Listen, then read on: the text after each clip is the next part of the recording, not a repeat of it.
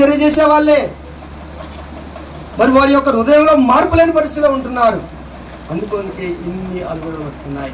తర్వాత ఇంకో మాట కూడా అంటాడు చూడండి, ఇంకొక మాట అంటాడు 16, అయ్యో అందులైన మార్గదర్శులారా, ఒకడు దేవాలయము తోడని ఒట్టు పెట్టుకున్నట కంటే వెట్టు పెట్టుకుంటే అందులో ఏమీ లేదు కానీ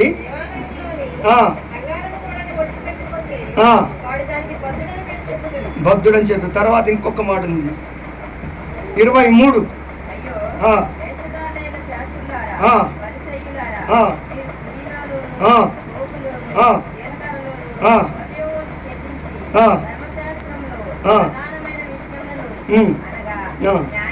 న్యాయమును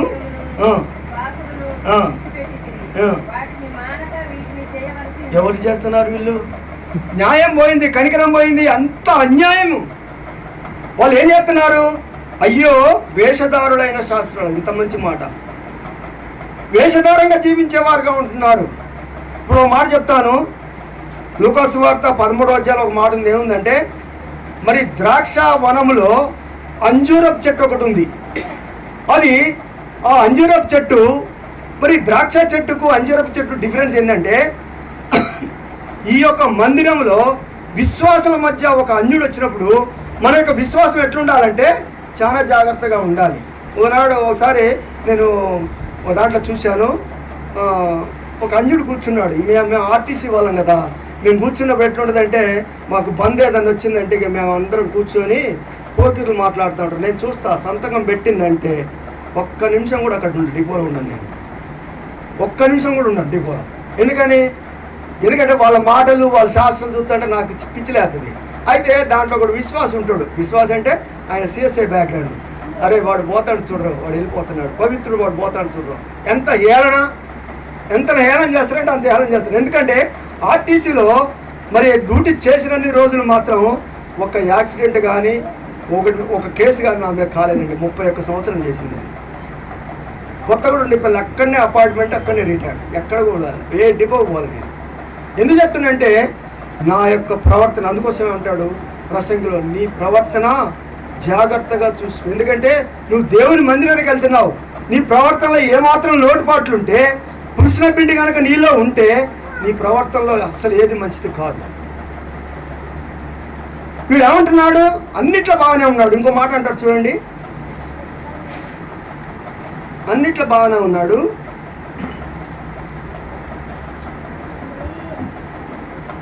29వ వచనం, అయ్యో వేషధారులైన శాస్త్రులారా, పరిసయ్యులారా, మీరు ప్రవర్తన సమాధులను కట్టించుచు నీతిమంతుల గోరీలను శృంగారించుచు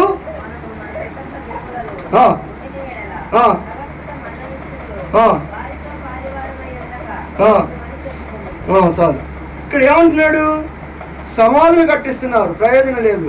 చుట్టూ దానికి సున్నం వేస్తారు, కలర్స్ వేస్తారు. లోపల ఏముంటుందండి? కుళ్ళిపోయిన వెముకలు ఉంటాయి. విశ్వాస జీవితంలో మనం కూడా ఆ తీరుగా ఉంటే ఆ రక్తమాంసంలో పాలు పొందడానికి అర్హులం కాం. అందుకోసం చెప్తున్నాడు కదా, ఏమంటున్నాడు? సమాధులు చుట్టూ కూడా తెల్లగా ఉంటాయి, సున్నాలు వేస్తారు, కలర్స్ వేస్తారు. కానీ వాటిలో ఏముంది? ఇప్పుడు నేతి బీరకాయ అంటారు, నెయ్యి ఉంటుందా? నేతి బీరకాయ అని పేరు ఏం పేరు ఉంది దానికి? మంచి బీరకాయ అనలేరు కదా, నేతి బీరకాయ అన్నారు. చాలాసార్లు నేను పరీక్షించిన, దాంట్లో ఏమైనా ఉంటుందేమో, ఏమి లేదు. సేమ్ మన బీరకాయ ఉన్నట్టే ఉంటుంది వండుకొని తింటే. కానీ నేతి బీరకాయ ఉంటే జీవితంలో ఉంటున్నారు ఈనాడు విశ్వాసులు. నేతి బీరకాయ ఉంటే జీవితంలో ఉంటే ఆ రక్తమాంసాలు పాలు పొందితే తనకు శిక్షావిధికరుడిగా తిని త్రాగుచున్నారని బైబుల్ స్పష్టంగా మనకు చెప్తుంది. అందుకోసమే దేవుని యొక్క వాక్యానికి అవిధేయులైన వారు, దేవుడు అంటే బయలులేని పరిస్థితిలో ఉన్నవారు ఆ యొక్క మరి సమాధులను పోలేవారుగా ఉంటున్నారని దేవుని వాక్యం మనకు బోధిస్తుంది. అందుకోసమే ఆ యొక్క రక్తమాంసంలో పాలు పొందేటప్పుడు యథార్థమైన స్థితి ఉన్నప్పుడే దాంట్లో పాలు పొందాలి. 10 మంది కన్యకలు ఉన్నారు, 5 ఎత్తపడ్డారు, 5 ఎత్తపడలే. కారణం ఏంటి? మత్తయి సువార్త 25వ అధ్యాయంలో ఉన్న మాట. 10 మంది కన్యకలు ఉన్నారు, 10 మంది కన్యకలలో 5 ఎత్తపడ్డారు, 5 ఎత్తపడలే. కారణం ఏంటి? 5 ఎందుకు ఎత్తపడలే? పేరు మాత్రం 10 మంది కన్యకలే కారా? దేవుని యొక్క వాక్యంలో ఏం రాయబడింది? 10 మంది కన్యకలని రాయబడింది. మరి 5 ఎత్తపడ్డారు, 5 ఎత్తపడలే. కారణం ఏంటంటే నిర్లక్ష్యంగా ఉన్నారు, పర్వాలేదులే అనుకుంటున్నారు. ఇంటికి పోయినాక మన పరిస్థితే వేరుగా ఉంటుంది. ఇక్కడ మాత్రం ప్రైజ్ లాగా చెప్తాం. ఇంటికి పోయినాక అసలు వాళ్ళ మాట ఎక్కడికి వినపడుతుంది అంటే ఖచ్చితంగా కిలోమీటర్ కనపడుతుంది. ఎవరి గురించి నేను చెప్పను, నా భార్య గురించి చెప్తా. డ్యూటీకి పోయి వస్తే 4 పిల్లలు నాకు. డ్యూటీకి నేను పోయి వచ్చినప్పుడు మా ఇంటికి ఆ జామాల తోట అంత దూరం ఉంటుంది, అక్కడికి వినపడతా ఉంటే నేను వస్తా ఉంటే మాటలు. ఆ అమ్మాయి తిట్ట ఈ అమ్మాయి పోలింది ఏంటి, నువ్వు దేవుడు నమ్ముకున్నావు, అట్ట తిరుగుతుంది ఎందుకే, అంత రావు నోరు ఎందుకే అంటే నీకు లేదా నోరు, నాకుంది నోరు కానీ నేను అట్లా అరవను. మన ప్రవర్తన చాలా జాగ్రత్తగా ఉండాలి, లేకపోతే ఆ బల్లో పాలు పొందదు. గుర్తుపెట్టుకోండి, దేవునికి వాక్యానికి ఎప్పుడు అవిధేయులుగా ఉండకూడదు, విధేయులుగా ఉండాలి. అందుకని చెప్తున్నాడు ఇంకో మాట. అండ్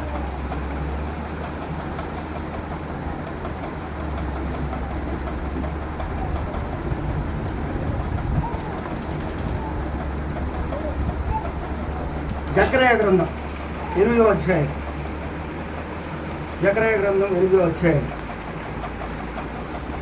12వ వచనం చదువు.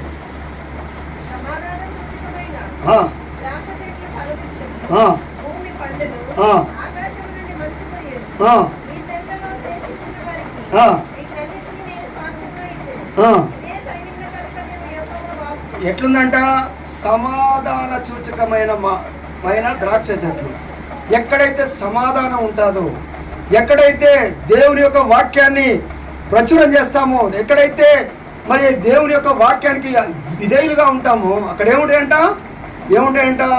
ఆకాశం నుండి మంచు కురియును, ఈ జనముల్లో శ్లేషించిన వారికి స్వాస్థ్యంగా ఇస్తాడంట. ఎందుకు చెప్తున్నంటే మనము సమాధానకరమైన జీవితం జీవించాలి, యథార్థమైన ప్రవర్తనలో ఉండాలా. దేవుని ఆరాధన చేస్తున్నావు, దేవుని మందిరానికి పోతున్నావు, నీ ప్రవర్తనలో ఏమాత్రం కూడా మార్పు లేదనుకుంటే చాలా కష్టపడవలసి వస్తుంది. ఒకమా బాగా ఏడ్చి ప్రార్థన చేస్తుంది, నేను చాలా సంతోషపడేవాడిని. ఆమె ప్రార్థన చేస్తుంటే నేను ఆలకించేవాడిని, అబ్బాయి ఎట్లా మంచి మాటలు చేస్తుంది, ఎంత మంచిగా ప్రార్థన చేస్తుంది. కానీ ఇంటికి పోయినాక ఆ పరిస్థితి చూస్తే దుఃఖం వచ్చేస్తుంది. ఆమె ఏడ్చింది తక్కువ కానీ నేను ఏడ్చింది ఎక్కువ ఆమె కోసం. ఎందుకని? అయ్యో ప్రభువా, ఏంటి ప్రభువా, నీ మందిరంలో అంత గొప్ప విశ్వాసి, ఆమె యొక్క ప్రవర్తనలో నాకు కొంచెం దుఃఖంగా ఉంది ప్రభువా, నేను ఏడ్చాను ప్రభువా. ఆమెకు మారు మనసు ఉంటుంది, పాప క్షమాపణ ఉంటుంది. హృదయం మాత్రం ఎవరికి ఇస్తున్నామంటే అపవాదికి ఇస్తున్నాం. అందుకోసం దేవుని యొక్క వాక్యంలో ఒక మాట ఉంటుంది, దేవునికి లోబడి ఉండి అపవాదిని ఏం చేయాలి మనము? దేవునికి లోబడక ఎప్పుడైతే ఉంటామో అపవాది నీ దగ్గరకు వచ్చి నేను ఖచ్చితంగా నీతో స్నేహం చేసి నేనేం చేస్తుందంటే పవిత్రమైన జీవితాన్ని అపవిత్రంగా మార్చబడతారు. మీరు అపవిత్రంగా మార్చబడతారు. ఇంత బాధ వింటాం, ఇక్కడ ఎంతసేపు ఉంటాం, గంట సేపు వాక్యం చెప్పినా వింటాం. ఇంటికి పోగానే ఏం చేస్తామంటే టక్కున ఒకటేస్తాం. ఏంటిదంటే చెప్పండి, నేను చెప్పలేదు, నాకు అలవాటు కాబట్టి చెప్తున్నాను మీకు. మొదటి బాగా చెప్పేవాళ్ళు బాగా. అప్పుడు మాకు చిన్న టీవీ, ఇంతే టీవీ, ఇప్పుడు ఇంత పెద్ద వచ్చింది, ఇంతదే టీవీ. నేను రాగానే మా పిల్లలంటే చిన్నోళ్ళు, రాగానే దాన్ని తిప్పేవాళ్ళు. అప్పుడు ఈ రిమోట్ లేవు, ఏమనేది కదా, ఏమండి ఇప్పుడే కదండి నేను వచ్చింది వాక్యం, ఇప్పుడే దాన్ని పెడుతున్నారు. ఎందుకంటే నేను వార్తలు పెడుతున్నా, అమ్మాయి ఏమన్నా నేనే చూస్తున్నాను, లేదు పెట్టబాకండి. అన్నం తిని మళ్ళీ మేము వచ్చే బ్రష్ చేసుకుని ప్రార్థన చేసుకుని దానికి ఒప్పుకోకపోయింది. ఎందుకు చెప్తున్నాడు? ఇప్పుడు పెద్దవి వచ్చినాయి, నువ్వు అక్కడ పోయి ఇట్లా తిప్పే అవసరం కూడా లేదు. ఇక్కడ ఇట్లా అంటే సరే అంత దూరాన్ని తక్కువ పడలేదు. ఎంత టాలెంట్ లోకంలో సాతాను ఉపయోగిస్తున్నాడు చూసావా? మనోనేత్రాలకు ఇంకా గుడ్డితనం ఉండి, మనోనేత్రాల ద్వారా ఇంకా నువ్వు కనుక దేవునికి ఇష్టడుగా ఉండకపోతే నీ కుటుంబానికి క్షేమం కలగదు, నీ సంఘానికి క్షేమం కలగదు. సంఘంలో 7 సంఘ పెద్దలు ఉన్నాం మేము. మా సంఘం గురించి చెప్తాను, 2 మాటలు చెప్తే ఎక్కువ చెప్పను, బాగా చెప్తాను కానీ ఇట్లా చెప్పను. మేము 7 సంఘ పెద్దలు. మొన్న ఒక ఆయన వచ్చింది, ఈసాలు పెద్ద ఉంటాయి, ఇంకెత్తుంటున్నాయి నాగేశ్వరం. ఆయన తర్వాత నేను, నా తర్వాత ప్రసాదరావు, నా తర్వాత ఇంకో అది మొత్తం కలిపి 7లో ఏ డిస్టర్బెన్స్ వచ్చినా కూర్చుంటాం, మోకరించి ముందు ప్రార్థన చేయాలి. ఈ అపవాదం ఏం చేయాలి మనము? పారదోలాలి దీన్ని. ఇంతవరకు పాలవంచ సంఘంలో చిన్న డిస్టర్బెన్స్ ఉండేది. మా గురించి చెడ్డ పేరు అసలు లేదు. పాలవంచ సంఘమా ఒరిజినల్ సంఘం ఎందుకని చాలా సంఘాలు కొత్తగూడెం 3 అయింది, భద్రాచలం 2 అయింది, మనుగూరు 2 అయింది. మన జిల్లాలో మన యొక్క పరిధిలో ఒక్కొక్క సంఘానికి 2, 3 అయినాయి. మాది ఎందుకు కాలేదంటే నేను హెచ్చించుకుంటాను. ఎందుకంటే దేవుడు మమ్మల్ని అట్లా నడిపిస్తున్నాడు. దేవుడికి భయపడుతున్నాం, మేము ఓడిగోడు లోపడుతున్నాం. సంతోషం అనుభవించాలా, దేవుని యొక్క సన్నిధిలో సంతోషాన్ని మేము అనుభవించాలని కోరికతో ఉంటున్నాం. అందుకోసమే ఎక్కడైతే అపవాది పులిసిన పిండి ఉంటుందో ఆ పులిసిన పిండి ఒక్కనుకుంటే చాలు. ఎవరికి వస్తుంది అంతా? 7గురికి వచ్చేస్తుంది. ఈ 7గురికి రాకుండా ముందే ఏం చేయాలి? దాన్ని రాకుండా చేయాలి. రాకుండా చేయాలి అంటే ఏం చేయాలి? రండి ఒక మాట.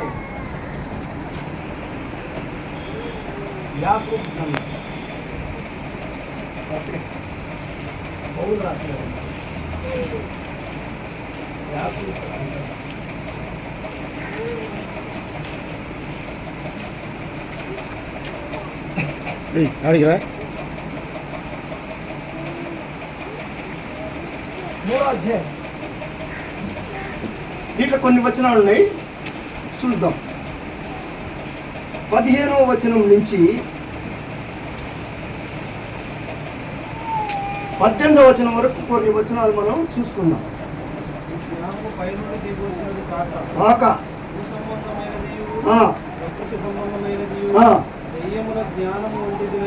ఉన్నది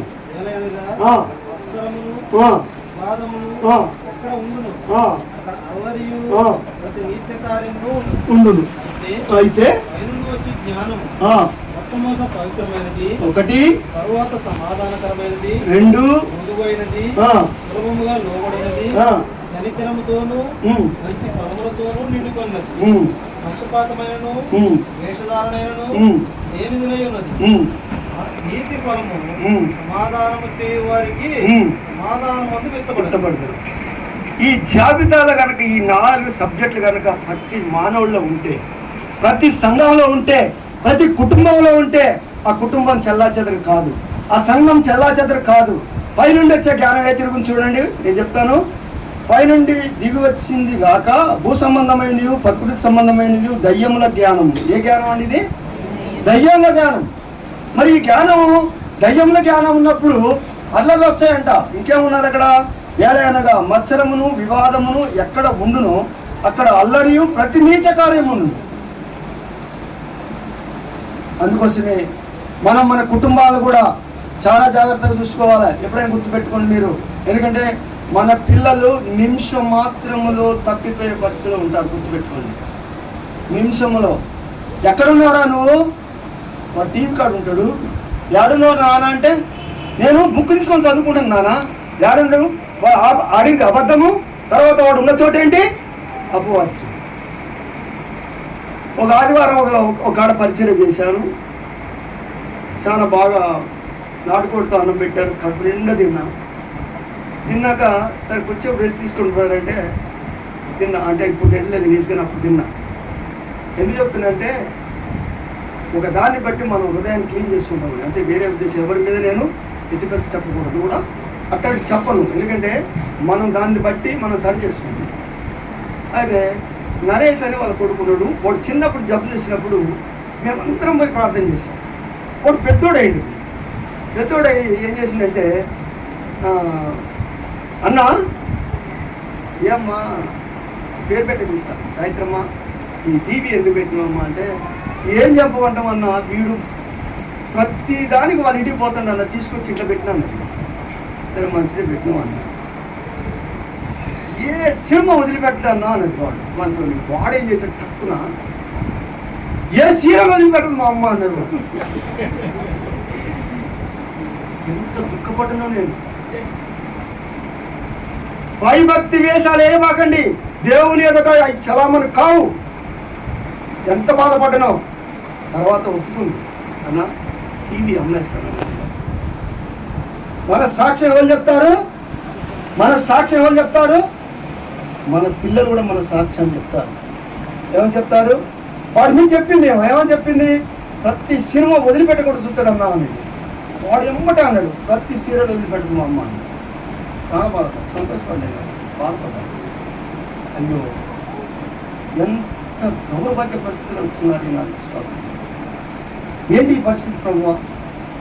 ఇంత వాక్యం వింటున్నారు, ఇంత బాగా చేస్తున్నారు, చేసినందుకు ప్రయోజనం లేదు ప్రభువా అని నేను ప్రార్థన చేస్తున్నాను. అర్థం ఏంటంటే మీరు సరి చేసుకోండి, చక్క చేసుకోండి, యథార్థమైన పరిస్థితిలో ఉండండి. మీ కుటుంబం ఎత్తబడే కుటుంబంగా ఉండాలని కోరుకుంటున్నారు.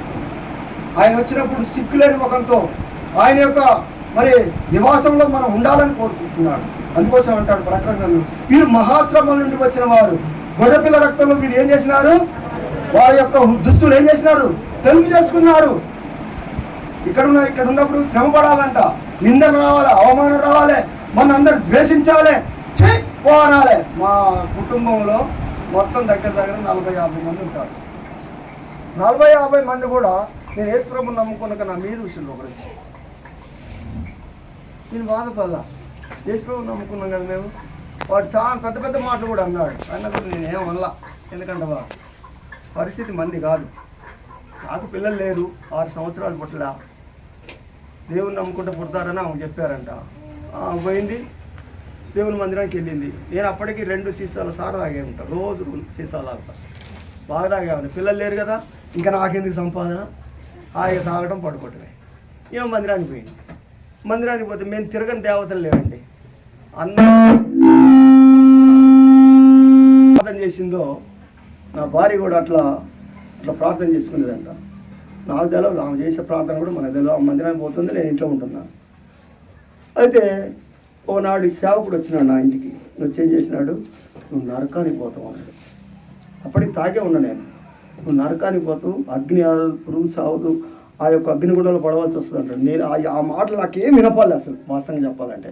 ఏముంది నా చెవులకి కళ్ళకి ఏముంది, గురుడితనం ఉంది, చెవిటికి చెవుడుతనం ఉంది. ఎందుకంటే మంచి మాటలు ఎవ్వరు కూడా వినరు, చెడ్డ మాటలు అయితే టక్కున. ఇప్పుడు ఇదంతా ఎందుకు, 4 రకాలు కూర్చున్న కాడు యేసుప్రభు గురించి మాట్లాడతారా? మాట్లాడరు. ఏం మాట్లాడుకుంటారు చెప్పండి? ఏం మాట్లాడు చెప్పండి? వేరే మాటలు మాట్లాడతారు. కానీ అది మీకే, మీ హృదయాన్ని మీరే పరిశీలించుకోవాలి, మేము చెప్పవసరం లేదు. 4 రకాలు కూర్చున్న కాడు కూడా ఏమంటారు? ఆ మాటలు. ఇప్పుడు రైల్లో పోతున్నాం, నలుగురు పోతుంటే వాక్యాన్ని మాట్లాడుకోరు. ఏమంటారు? ఆ బ్రదర్ అటు చేసిండు, ఈ బ్రదర్ ఇటు చేసిండు. అయ్యా అసలు సరిపోయిందే కాదు. నేను సప్పున పండుకుంటూ పోయి ఎవడైనా మాట్లాడుకో, మనకు సంబంధం లేదు. ఎవడి విశ్వాసం వాళ్ళు కాపాడుకోవాలి. అయితే నా భార్య మందిరానికి పోయినాక పిల్ల కడుపులో పడ్డది, పెద్ద పిల్ల. తర్వాత 9వ పిల్ల, తర్వాత పిల్లగాడు, మళ్ళీ పిల్లగాడు. వద్దు ప్రభా అని నేనే కదిలించుకున్నాను. అప్పుడు 79లో రక్షణ పొందిన నేను. 79లో బక్సింగ్ గారు మాకు బాప్తీసు ఇచ్చిన భార్యకు నాకు. ఇప్పుడు నా పిల్లలు పెద్దోళ్ళు అయ్యారు. ఉద్యోగం లేదు ప్రభు అంటే ఉద్యోగం ఇచ్చినాడు. అన్ని రకాలు దేవుడు ఆశీర్వదించినాడు. చదువుకుంటానికి ఈ చదువు రాదు అసలు, నాకు బైబిల్ చదవటమే రాదు. కానీ చదువుతానికి దేవుడు సాయం చేసినాడు. ఎందుకు చెప్తుందంటే దేవుడు అనాదిగా మనల్ని వదిలిపెట్టాడు. గుర్తుపెట్టుకోండి, అనాదిగా వదిలిపెట్టాడు. ఎప్పుడైతే ఆయనకు అనుకూలమైన జీవితం జీవిస్తామో, ఎప్పుడైతే ఆయనకు నమ్మకంగా మన యొక్క ప్రవర్తన ఉంటుందో, మనల్ని వదిలిపెట్టే దేవుడు కాదు. అన్ని రకాలు, నా కులస్తులు నన్ను నిందించినా, నా బంధువులు నన్ను తృణీకరించినా దేవుడు వదిలిపెట్టిండా? వదిలిపెట్టలే. అన్నిట్లో కూడా కృప చూపుతూ నడిపిస్తున్నాడు. ఎందుకు చెప్తున్నట్టు ఇవన్నీ కూడా పైనుండి వచ్చే జ్ఞానాన్ని మనం ఎప్పుడు చేయాలా? దానికి లోబడి ఉండాలి. ఆ మాట చూద్దాం. అయితే పైనుండి వచ్చే జ్ఞానము మొట్టమొదట పవిత్రమైనట, తర్వాత సమాధానకరమైనది, మృదువైనది, సులువుగా లోబడనిది, కనికరముతోనూ మంచి ఫలములతోనూ నిండుకొని ఉన్నది, పక్షపాతమైనను వేషధారణైనను లేనిదై ఉన్నది.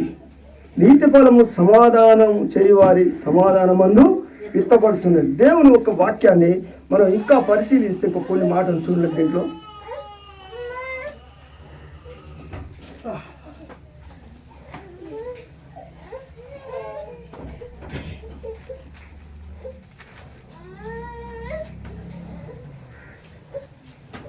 ఒకసారి చూడండి, 3వ అధ్యాయము 6 వచనాలు చదవండి. 6వ వచనం. నాలుక అగ్ని అగ్ని మన అవయవములలో ఉంచబడిన పాప ప్రపంచమై సర్వ శరీరమునకు మాలిన్యము కలుగ చేయొచ్చు. ప్రకృతి చక్రమునకు చిచ్చు పెట్టును, అది నరకము చేత చిచ్చు పెట్టబడును.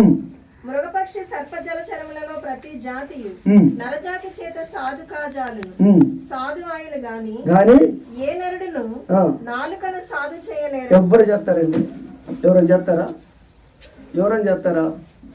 కానీ పళ్ళు మాత్రం చేస్తాయి.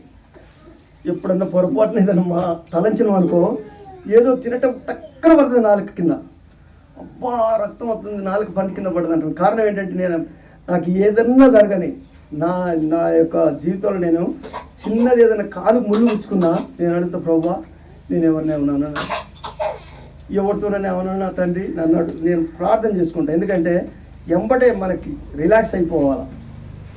రిలాక్స్ కాకుండా కడుపులో పెట్టుకున్నాం అనుకో, అది పులిసిన పిండి ఏమైంది బాగా పులియ చేస్తుంది. మొత్తాన్ని పులియ చేసి ఏమైతే ఆఖరికి వచ్చారికే పడేస్తాం దాన్ని. ఇప్పుడు చిన్న విషయం ఏదైనా వచ్చినా ఎవరైనా ఏదైనా అనుకున్నా కూడా టక్కున పోయాలా, పోయి అన్న నన్ను క్షమించు అంటే చాలు. పోదా? అది పోదా? క్షమిస్తే ఇప్పుడు క్షమాపణ అడిగినప్పుడు కడుపులో ఉండదు. వాళ్ళు ఉంచుకుంటారు అనుకో, శిక్షకు ఎవరు పాత్రలు? వాళ్ళే పాత్రలు. ఎప్పటికప్పుడు క్షమించుకునే స్వభావం ఉండాలి. ఈ బలలో పాలు పొందేటప్పుడు ఇంకా కొన్ని విషయాలు చూసుకొని మనం బలలో పాలు పొందాం. రండి.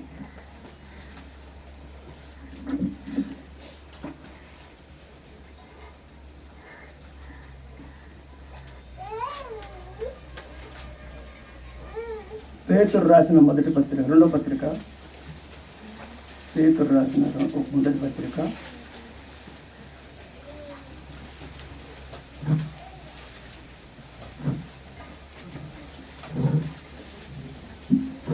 5వ వచనం, 5వ అధ్యాయం 8వ వచనం చదవండి. శుభ్రమైన బుద్ధి గలవారై వెలుగుగా ఉండుడి. మీ విరోధి అయిన అపవాది గర్జించు సింహంవలే ఎవరిని మిగులుదామా అని వెతుకుతూ తిరుగుతున్నాడు. ఏం చేస్తున్నాడు వాడు? ఏం చేయాలి? మనం ఏం చేయాలి? నిబ్బరమైన బుద్ధి గలవారమై మెలకువగా ఉండి మీ విరోధి అయిన అపవాదిని ఏం చేయాలంట? గర్జించు సింహలే ఎవరిని మృంగుదునా అని వెతుకుచూ తిరుగుతున్నాడు. వాడిని జయించాలంటే మనం ఏం చేయాలి? ప్రార్థనా శక్తి కలిగి ఉండాలి. కుటుంబ ప్రార్థన అనేది సావాసం, దేవుడితో సావాసం. దేవుడితో సావాసం లేని ఇల్లు, దాంట్లో అపవాది సావాసం ఉన్నట్లే గుర్తుపెట్టుకోండి. దేవుడితో సావాసం అంటే ఏంటి? కుటుంబ ప్రార్థన. కుటుంబ ప్రార్థన అంటే సాయంత్రం రాగానే డ్యూటీ నుంచి వచ్చినా ఏ టైం వచ్చినా ఖచ్చితంగా బైబిల్ చదవాలి, ప్రార్థన చేయాలి, పడుకోవాలి. నా ఉద్దేశం అయితే అది. అందుకోసమే ప్రార్థన అనే అగ్ని ఇంట్లో ఉన్నప్పుడు అపవాది మన ఇంటికి వచ్చిన ఏమైపోద్ది? కాలిపోద్ది. కాలిపోదా? పోదా? ఎవరెవరు కుటుంబ ప్రార్థన చేసుకుంటున్నారు ఒకసారి చేయొద్దండి. నీళ్ళు పరలోక రాజ్యం ఎట్లా వస్తుంది? ఏ తిరిగి వస్తుంది చెప్పండి? యేసుప్రభు నమ్ముకుంటే సరిపోదు. యేసుప్రభు నమ్ముకోగానే సరిపోదండి, గుర్తుపెట్టుకోండి. నేను డ్యూటీలో కూడా పత్రికలు పంచిన రోజులు ఉన్నాయి తెలుసా. ఉద్యోగంలో ఉండి కూడా సువార్త పత్రికలు పంచిన నేను. ఎక్కడ వీలు దొరికితే అక్కడ దిగినప్పుడు బస్సులో ఉన్న వాళ్ళకి ఇచ్చేసిన, అయ్యా చదవండి, విట్టు కూర్చోబాకండి, మేము టిఫిన్ చేసి వస్తాం. అందుకోసమే దేవుడు నన్ను కాపాడుతున్నాడు. కుటుంబ ప్రార్థన ఉండాలి ఇంట్లో. కుటుంబ ప్రార్థన ఉంటే ఏమందంటే ఆదికాండం మొదలుకొని ప్రకటన గ్రంథం వరకు 4 సార్లు మా కుటుంబ ప్రార్థనలు నేను సరిగా 4 సార్లు అయిపోయింది. ఎందుకు చెప్తున్నంటే కుటుంబ ప్రార్థన ద్వారా దేవుడు మనతో మాట్లాడతాడు, హృదయాన్ని కదిలిస్తాడు, హృదయంలో ఉన్న చెత్త చెదారాన్ని కొట్టేస్తాడు, యథార్థతను చూపిస్తాడు, నమ్మకంగా జీవించాలి చూపిస్తాడు. ఎందుకు బల తీసుకుంటున్నారు? బల తీసుకుంటే దేవుడి యొక్క వాక్యం ఏమి తెలుసా? అంత్యదినమున నా రక్తమాంసంలో పాలు పొందిన వారిని నేనేం చేస్తాను? అంత్యదినానా? మరి లేపుకోవాలంటే ఏం చేయాలి? సావాసం ఉండాలా వద్దా? మరి సావాసం లేకుండా అంత్యదిన ఎట్లా లేకపోతావు? లేపడలేవు. మా ఇప్పుడు 5 కన్యకులు ఉన్నారు, 5 రత్తపడ్డారు, 5 రత్తపడ్డ కారణం ఏంటంటే 5 అసమర్థగా ఉన్నారు. అసమర్థత ఉండేవాళ్ళు 5 దీటిలలో నూనె అయిపోయినా సరే పర్వాలేదులే, ఏం కాదులే అనే ఉద్దేశంలో ఉన్నారు. 5 యథార్థంగా ఉన్నారు, రోషంగా ఉన్నారు, దీటిలో నూనెను సమకూర్చుకున్నారు, నమ్మకత్వాన్ని రుజువు చేసినారు. ప్రభు వచ్చిండు, వారిని పిలిచినాడు, అమ్మా రండి అన్నాడు. 5 రత్తపడ్డారు, 5 విడవబడ్డారు. ఆ 5 పోయి మళ్ళీ పెట్టారు. పెడితే ఇట్లా తట్టారు. పోతే ఏమన్నారు, మీరు ఎవరో నేను ఎరాను. అయ్యా నేను పలానప్పుడు ప్రతి వారం బల్ల తీసుకున్నట్టే బల్లకి దానికి సంబంధమే లేదు. తీసుకో బల్ల, యథార్థతను బట్టి తీసుకో, నమ్మకత్వాన్ని బట్టి తీసుకో, నీ ప్రవర్తన జాగ్రత్తగా చూసుకొని తీసుకో. అప్పుడు నువ్వు ఈ బల్ల ద్వారా నిన్ను దేవుడు ఆశీర్వదిస్తాడు. ఆయన వచ్చినప్పుడు నిన్ను ఎత్తుకపోతాడు. అందుకోసమే మీరు ఏమాత్రం కూడా మరి కుటుంబ ప్రార్థనలో ఈ కాంచి ఉండండి.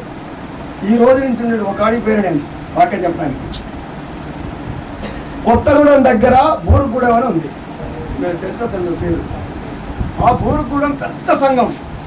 నన్ను ఎందుకో పంపించడం మా పాలవంచ సేవకుడు, అన్న పో అన్న అక్కడికి వెళ్ళంటే, అంత దూరం నేను పోనన్నా, నాకు డ్యూటీ ఉంది నేను పోవాలన్నా అంటే, లేదు నువ్వు పోయి రావాలన్నాడు.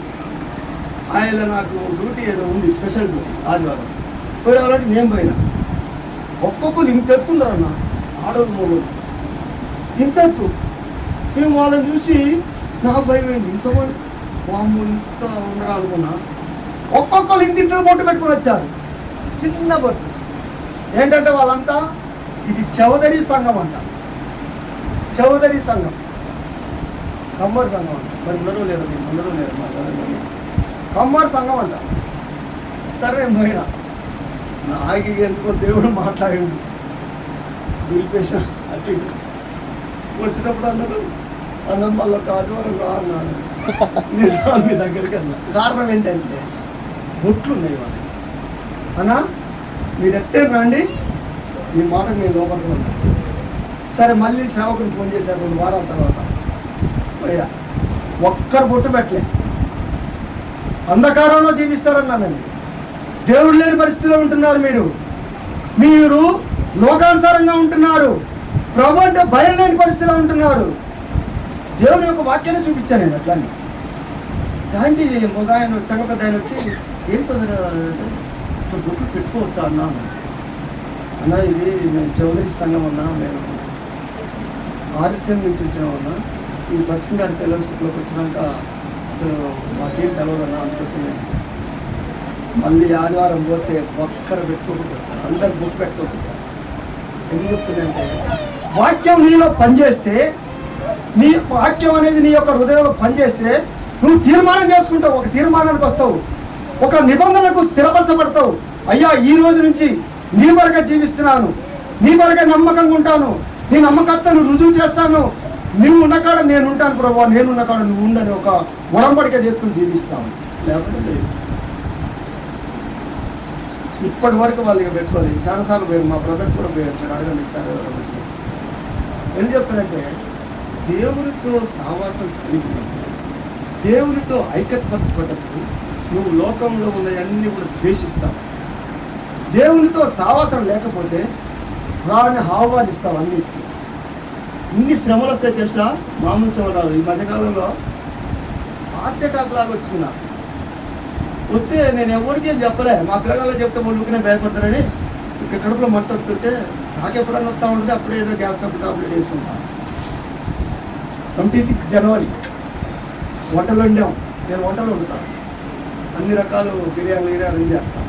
వంటలు వండాం మందిరంలో, అడుగునట్టు తిన్నాం, అందరం కూర్చున్నాం. తిని ఇంటికి పోయిన కాంచి సర్ర అంటాను కడుపులో. టాబ్లెట్ వేసుకున్నామని బదారిపోయి 4 టాబ్లెట్ వేసి సప్పరిచ్చిన లేదు. ఆ నైట్ అంటుంది వెళ్ళకపోతుంది కూడా. బాబు ఇది నైట్ అంటుంది. మా పిల్లగాడు చెప్పారు, అరే బాబు సంగతి రా అంటే వాడే చేసిండు. ఒక డాక్టర్ తీసుకున్నాడు, ఆయనే చేసిండు. వెంబడే దాని పేరు ఏంటి, ఈసీ తీయాలన్నా. ఈసీ అంటే ఏంద్రా, ఈసీ అంటే ఏంద్రా అంటే, లేదు నాన్న ఈసీ తీసేయాలి. ఈసీ తీసి వాడే ఉంటుంటే డైరెక్ట్ హైదరాబాద్ తీసుకోవాలి, లేకపోతే ఖమ్మం తీసుకోవాలి. వీళ్ళు పుసుకొసుకులు ఆడతారు కానీ నాకేం మాట్లాడరాను, నాకు చెప్పరు కదా. సరే ఖమ్మం పోయి ఆరోగ్యంలోకి పోయాం. ఆరోగ్యంలోకి పోతే ఆయన చేసిండు. దాని పేరు ఏంటి, గుండె బాగుందా ఎట్లా ఎంజోగ్రామ్ చేసిండు. ఎంజోగ్రామ్ చేసినప్పుడు నేను చెప్పి నాతో మాట్లాడుతున్నాను, ఏం పని చేస్తావు, ఆ పని చేస్తావా, ఈ పని చేస్తావు. నేను ఆర్టీసీ డ్రైవర్గా ఒక సంవత్సరం చేసి రిటైర్డ్ అయినా నన్ను మాట్లాడుతున్నారు వాళ్ళు. అది చెప్తుంటే అక్కడ నాకు చలి పడుతుంది. ఈ ఏసీలో పడేసేది ఎందుకైనా నాకు చలి పడుతుంది, తీసేయండి అయిపోయింది కదా అన్న. తీసేసి తీసేసినాక 2 అడుగులు వేసిన వేయలేదో కథం, ముక్కు నుంచి నోట్ల నుంచి దారాలు రక్తం. ఇప్పుడు ఏం చెప్పినా అటు చేసిండో ఏంది, దారాలు రక్తం, ఊపిరి ఆగిపోయింది, పడిపోయింది కింద. ఇప్పుడు నా పెద్ద కొడుకు ఆడుతూ ఉంటాను, యేసుడు ప్రార్థన చేస్తాడు, ప్రభు నీ చిత్తం అయితే ఉంచాను దెబ్బ తీసుకు అట్లా ప్రార్థన చేసిందట. ఆయన తెచ్చి ఎంపటే అదే ఆక్సిజన్ అడిగి పెట్టారు, తీసుకుపోయారు. తెల్లారి 11ంటికి ఏమో కళ్ళు తెచ్చింది. ఎందుకు చెప్తానంటే దేవుడికి కానీ మరణం తప్పించట యెహోవా విషయం, ఎవరి నుంచి కాదు. కానీ మరణం తప్పించబడాలంటే మనం ఎట్లుండాలి?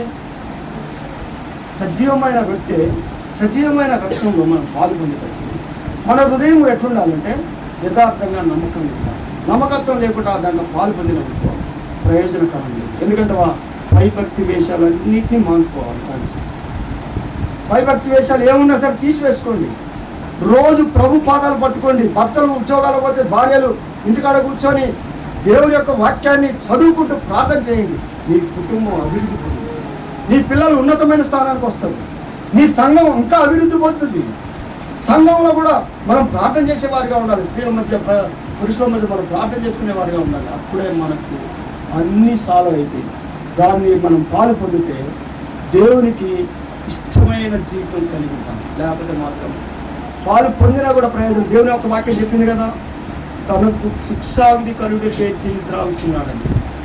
ఒకవేళ తిన్నారనుకో అట్లనే ఇప్పుడే ఒప్పుకోండి, ప్రభువా నేను ఈ రోజు నుంచి ఒప్పుకుంటున్నాను, ఒక నిబంధన చేసుకుంటున్నాను, ఒక ఒడంబడిక చేసుకుంటాను నీతోనే, నీ కొరకే నమ్మకంగా జీవిస్తా ప్రభువా అని నన్ను ఒక్కసారి క్షమించమని ఆ బలలో పాల్గొంది. ఎందుకంటే ఆ బల్ల చాలా విలువైంది, పవిత్రమైంది, పరలోక రాజ్యానికి తీసుకుపోయేది అదే. నేను ఆ బలలో పాలు పొందిన వారు పవిత్రులు కారా కొంతమంది అంటారు. అది కాని పని. ఎందుకంటే వాళ్ళు లోకంలో జీవిస్తున్నారు, లోకస్తులుగా పోయి అందుకోసం అంటాడు పై ఏమంటున్నాడు పైన యాకోబు గ్రంథకర్తలు పైన వచనాలు ఏమని, ఈర్ష, క్రోధము, కపటము, వేషధారణ, అపవిత్రత ఇవన్నీ కూడా మరి లోన ఉంచుకొని పవిత్రుడుగా పవిత్రాలుగా ఈ మందిరానికి వచ్చి బలిలో పాల్గొనే ఉంటాం. మనకు శిక్ష విధి కలిగితే తీర్పు అవుతున్నాను. ప్రకటన గ్రంథం ప్రకటన గ్రంథం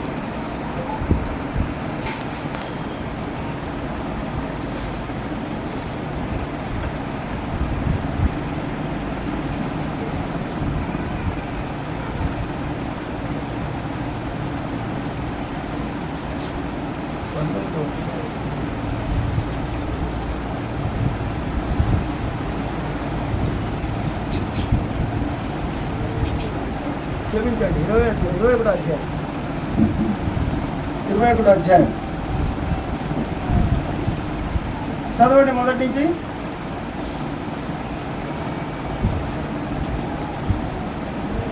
ప్రకటన గ్రంథము 21 అధ్యాయం. అంతటా నేను క్రొత్త ఆకాశమును క్రొత్త భూమిని చూచితిని. మొదటి ఆకాశమును మొదటి భూమి గతించిపోయాను, సముద్రమును ఇకను లేదు. మరియు నేను నూతనమైన యెరూషలేము అను ఆ పరిశుద్ధ పట్టణము తన భర్త కొరకు అలంకరింపబడిన పెండ్లి కుమార్తె వలె సిద్ధపడి పరలోకమందున్న దేవుని యొద్ద నుండి దిగి వచ్చుట చూచితిని. ఒక్క మాట ఉంది ఇక్కడ. ఏమన్నాడు? భర్త కొరకు అలంకరింపబడిన పెళ్లి కుమార్తె వలె సిద్ధపడి పరలోకమందున్న దేవుని యొద్దకు దిగి వచ్చుట చూచితిని. సిద్ధపాటు గురించి కూడా చెప్తాను వినండి. సిద్ధపాటు లేకుండా పరలోక రాజ్యంలో ప్రవేశించటం అసంభవం. ఎందుకంటే సిద్ధపాటు అనేది చాలా విలువైన మాట. దేని కొరకు సిద్ధపడాలి? లోకం కోసం కాదు, పరలోకం కోసం మనం సిద్ధపడి ఉండాలి. ఇప్పుడు ఉదాహరణకు ఒక మాట చెప్తాను. అంటే ఇప్పుడు మేమైతే చూడలేదు, కానీ ఇప్పుడున్న జనరేషన్లో పెళ్లి కుమారుడు కొరకు ఎంగేజ్మెంట్ అయిన కాంచి ఏ తిరిగి సిద్ధపడతారు తెలుసా? అసలు నేనైతే చూశాను, ఇన్ని డబ్బాలు చూశాను. ఇన్ని డబ్బాలు ఏందమ్మా అంటే ఇవన్నీ కలర్స్ అన్నా అన్నది. వాళ్ళు ఎవరో వాళ్ళు క్రైస్తవులే.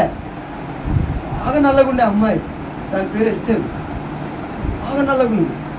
మా ఇంట్లో కిరాయికి ఉన్నప్పుడు చూసి ఆ పిల్లని నేను. వాళ్ళ నాయనకు పెద్ద ఉద్యోగం వచ్చింది, మంచి అఫీషియల్గా తయారైంది, వాళ్ళ కుటుంబం మంచిదే, సంతోషం.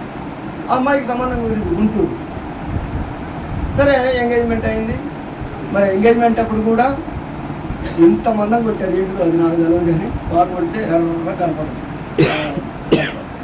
సరే అదంతా పోయినాక మళ్ళీ ఏం చేసింది, ఒక్క డబ్బా 150 రూపాయలు అంట. ఏ డబ్బా అది నాకు తెలియదు, చెప్తే ఇంకా నేను చూసా. ఆ డబ్బా పెట్టి ఒళ్ళు ముక్కు మూతి అన్నీ పెట్టుకుంది, రోజు పెట్టుకుంది. ఎర్రగా అయిపోయింది ఆ పిల్ల. అసలు నా భార్య కంటే ఎర్రగా ఉంది అమ్మాయి. ఏంది దెబ్బరమ్మ ఈ అబ్బాయి చేస్తే ఏంది అంత ఎర్రగా అయిందన్న. అమ్మాయికి ఎంగేజ్మెంట్ అయిందండి, పెళ్ళి కొరకు సిద్ధపడుతుంది అని చెప్పి. ఇక్కడ రానే అంటే లేదండి ఏదో డబ్బాలు ఉన్నాయంట, అవి వాడింది అమ్మాయి. సరే సంతోషం, చాలా మంచి.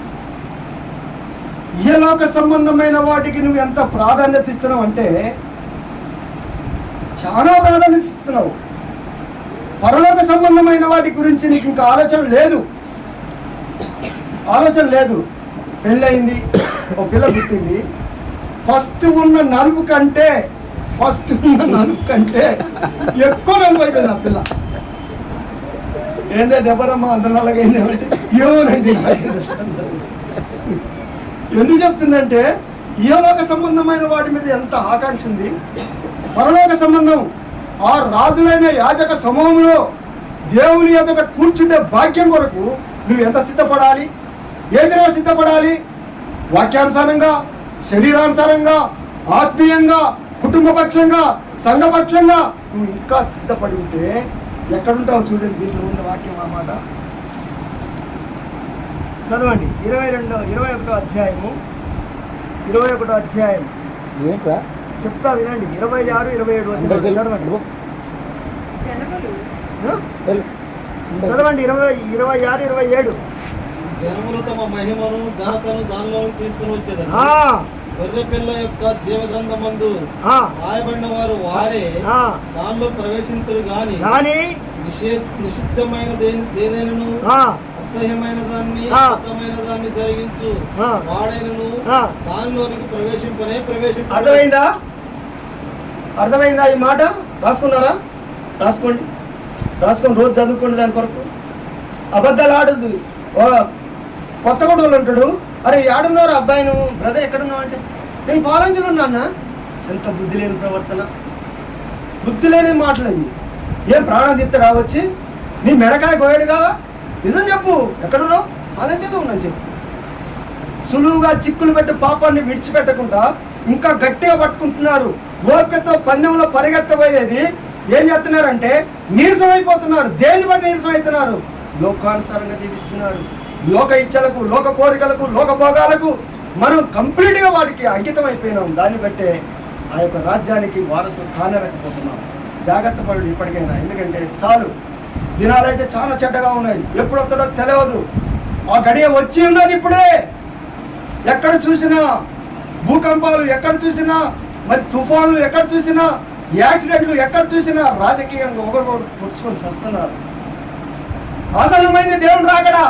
ఇంకా ఎన్ని రోజులు నువ్వు ఇంకా దేవునికి మరి అవిధేయత చూపిస్తావు? ఇప్పటికైనా ఒప్పుకోండి. ప్రభువా ఈ కానించి నేను ఉంటా, నమ్మకంగా ఉంటా. ప్రభువా నాకు ఆ రాజ్యం కావాలి, ఆ రాజ్యం వరకు నేను సిద్ధపడతాను, ఆ సిద్ధపాటులో నన్ను ఉంచు ప్రభువా నన్ను ప్రార్థన చేసుకో.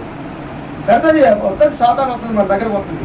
అందుకోసం పౌలు గారు ఒక మాట అంటాడు, నా శరీరం క్షణము నలగొట్టుకున్నాడు. కారణం ఏంటి? ఎందుకు నలగొట్టుకున్నాడు? కోరికలు వచ్చినాయి ప్రభు కొరకు.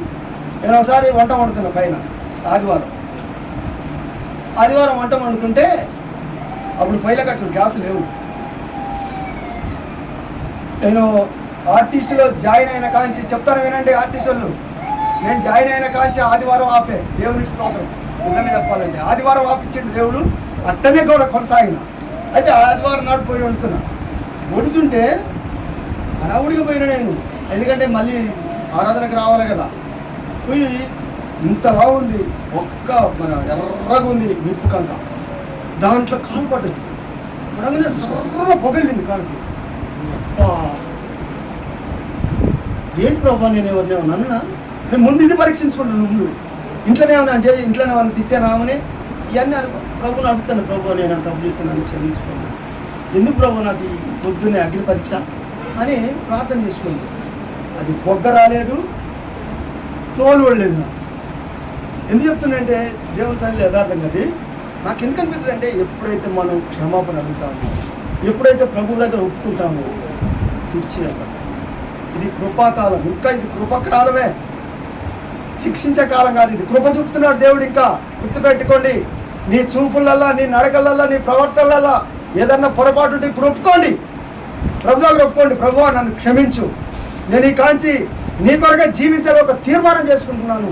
ఈ తీర్మానం నుంచి నన్ను తొలగించవాలి, తీసుకో అని రండి. ఇంకో మాట చూసి చూపిస్తాను. ప్రకటన గ్రంథం 22వ అధ్యాయం.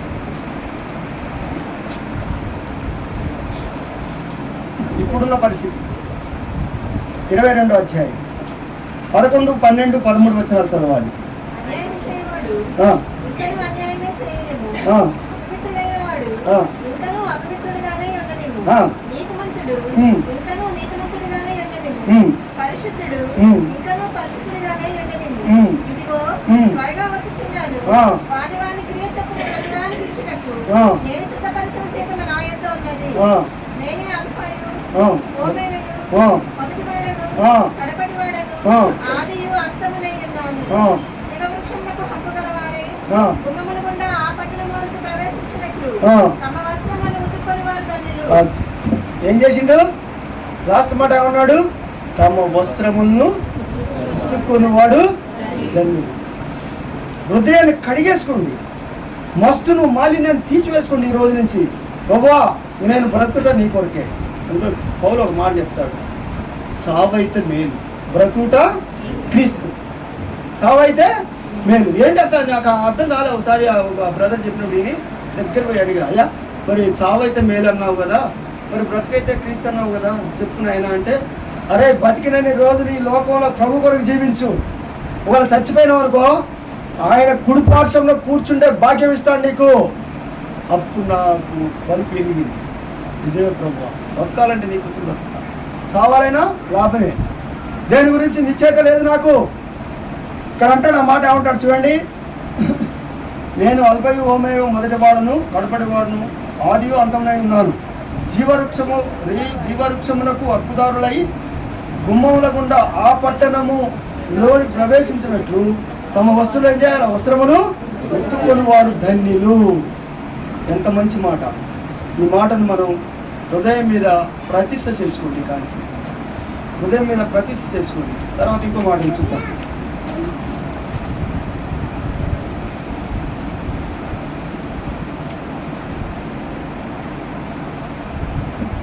ఇరవై 21వ అధ్యాయం నేను చదువుతాను వేయండి.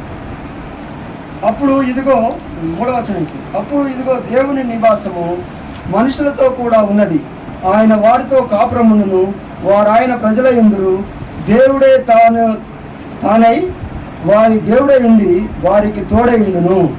ఆయన వారి కన్నుల ప్రతి భాషను ఏం చేస్తాడంట? సృష్టి చేస్తాడట. మరణమును ఇక ఉండదు, దుఃఖమైనను ఏడుపైనను వేదనైనను ఇక ఉండదు, మొదటి సంగతులను గతించిపోయెను.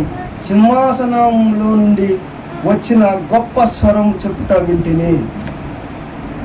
ప్రకటన గ్రంథం లాస్ట్గా అంత్యకాలం వస్తుంది, అపాయకరమైన దినాలు వస్తున్నాయి. దేవుడు వాటిని ఈ భూమి మీదకి పంపబోతున్నాడు, భూమిని శిక్షించబోతున్నాడు, భూమికి శాపము తొలగి భూమిని మొత్తాన్ని కూడా నాశనం చేయబోతున్నాడు. కానీ సృష్టిని నాశనం చేయడు, గుర్తుపెట్టుకో. సృష్టిని ఎప్పుడైనా గుర్తుపెట్టుకోండి, భూమిని ఇక నాశనం చేయడు. ఎందుకంటే పొరపాటు అన్నాను, భూమిని నాశనం చేయడు. ఎవరు చేస్తారు? ఎవరు చేస్తాడు? లోకంలో భూమి మీద చేస్తున్న పాపాలు ఎవరైతే చేస్తున్నారో వారిని మొత్తానికి తుడిచివేయబోతున్నారు. ఇప్పుడు రష్యాకును ఉక్రెయిన్కి యుద్ధం పడ్డది. అది అసలు చూస్తుంటేనైతే బాంబులు దుఃఖమవుతుంది. పెద్ద పెద్ద బిల్డింగులు తుడిచేసేది, బిల్డింగ్ బాంబులతో. అట్లాంటి పరిస్థితి వస్తే మన పరిస్థితి ఏం చేస్తాం మనం? కానీ వాళ్ళు క్రైస్తవులే, రష్యా కూడా క్రైస్తవుడే, మారు మనసు లేదు వాడికి మారు మనసు లేదు. నాకు అదనిపిస్తుంది, వాడికి మారు మనసు లేదు ప్రభావ, వాడికి మారు మనసు అనుగ్రహించారు. ఎందుకంటే ఎంతమంది చచ్చిపోయారు, ఎంతమంది ఇల్లు లేని పరిస్థితిలో ఉంటున్నారు, ఎంత మోసపడుతున్నారు. వాడికి మారు మనసు లేదు. ఒక ఆయన అంటే మీ క్రైస్తవుడైనా ఆయన, మా క్రైస్తవుడైనా బాబు, క్రీస్తు లేని క్రైస్తవులు చాలామంది ఉన్నారు ఆయన. క్రీస్తు లేని క్రైస్తవులు చాలామంది ఉన్నారు. అట్లాంటి జాగ్రత్తలు మనం ఉన్నాం. ఒకసారి పరీక్షించాలి. ప్రభువా నన్ను సాక్షించు, నీ యొక్క రాజ్యంలో నేను వారసుగా ఉండాలి, వారసురాలుగా ఉండాలి. ఈ లోకము నిమిషం మాత్రమే, ఎప్పుడేం జరుగుతుందో తెలియదు. ఈ లోకంలో ఉన్నదంతా కూడా శరీరాశ, నేత్రాశ, జీవుడంబం, ఈ మూడింటిని మేము ద్వేషిస్తున్నాం ప్రభు.